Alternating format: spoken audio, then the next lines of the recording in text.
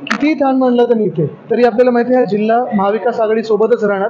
तसं पाहिलं गेलं तर महाराष्ट्रात एकंदर महाविकास आघाडी ही पुढे आहे. आता देशभरात इंडिया आघाडी देखील पुढे आहे, कारण देशाला देखील कळलेलं आहे, देशातल्या प्रत्येक नागरिकाला हे कळलेलं आहे की भाजप जर चुकून जिंकणार तर नाहीच, पण जिंकली तर पहिला टार्गेट त्याचं संविधान आहे. भाजपला संविधान बदलायचं आहे, काल परवाकडे पण बोललेत कशासाठी बदलायचं आहे, आणि मला वाटतं हे सगळ्यांना माहिती आहे. दुसरं म्हणजे त्यांना लोकशाही संपून टाकायची अधिकृतपणे, तर ते आम्ही होऊ देणार नाही. खरं तर या ठिकाणी महाविकास आघाडीकडून शाहू छत्रपती निवडणुकीच्या रिंगणात आहेत आणि अशा परिस्थितीमध्ये स्वतः नरेंद्र मोदी त्यांच्या विरोधातील उमेदवारासाठी सवाल एक आपण पाहिलं असेल स्वतः म्हणजे महाराजांच्या विरुद्ध प्रचार इथे करणं, किंवा एकंदर आपण पाहिलं असेल भाजपचा महाराष्ट्र द्वेष हा एकंदर देशासमोर आलेला आहे. काल परवाकडे पण आपण पाहिलं असेल, पहिलं गुजरातमधली कांदा निर्यात बंदी हटवली आणि मग सर्वत्र जी काही थोडीफार करायचं होतं ते केलं, पण त्याच्यात पण 48 तास घालवले. म्हणजे सगळं काही आहे ते गुजरातसाठी चाललंय. मग आमचा महाराष्ट्र कुठे आहे? आम्ही या देशाचे भाग नाही आहोत का? पंतप्रधान नरेंद्र मोदी यांची सभा झाली कोल्हापूरमध्ये, मला वाटतं मतं दुप्पट होतील आमची महाविकास आघाडीची. खरं तर आम्ही बाळासाहेबांचे विचार घेऊन पुढे चालू, विचारांचे वारसदार आहोत असं एकनाथ शिंदे सांगतात. मात्र दुसऱ्या बाजूला त्यांचेच इथले उमेदवार शाहू महाराजांच्या अस्तित्वावर प्रश्न जे गद्दार गुजरात, गुवाहाटी आणि गोव्याला जाऊन पळतात आणि टेबलावर जाऊन नाचतात, ह्यांनी माझ्या आजोबांचं नाव घेणं देखील मला वाटतं काही बरोबरी होऊ शकत नाही, आणि म्हणून मी या गद्दारांकडे जास्ती लक्ष देत नाही.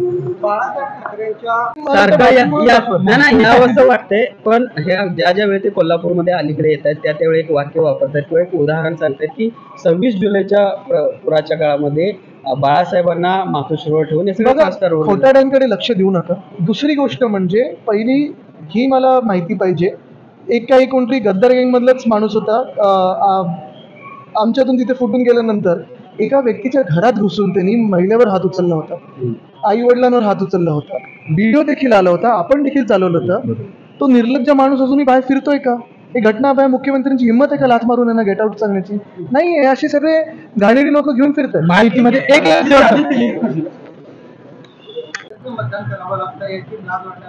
मला वाटतं जे पळाले ते कुठच्या ह्याच्यात पळाले, स्थितीत पळाले, ते कशासाठी पळाले? जॉईन ऑर जेल पॉलिसीमध्ये रडून ज्यांनी रडगाणं गायलं आणि पळायला स्वतःला वाचवायला, त्यांनी वंदनीय हिंदू सम्राट बाळासाहेब ठाकरेंचं नाव देखील घेण्याचे ते लायकीचे नाही आहेत, कारण ते डरपोक असतात, ते त्यांचं नाव घेऊ शकत नाही. आपल्याला माहिती आहे 2-2.5 वर्ष त्यांनी सत्तेत जी काही करायचं होतं ते केलं, त्यामुळेच त्यांना पळायला लागलं. जाऊ तुम्ही त्यांच्या जास्ती बोलत नाही. संजय राऊतांनी एक मीटिंग घेतली होती हयात यावर की उद्धव ठाकरेंना सोडून आपण सरकार करूया अशा पद्धतीने पवारांसोबत. मला वाटतं ह्या काही ह्याच्यात जास्ती जाऊ नका. जे काही अफवा आहेत चालू राहतात.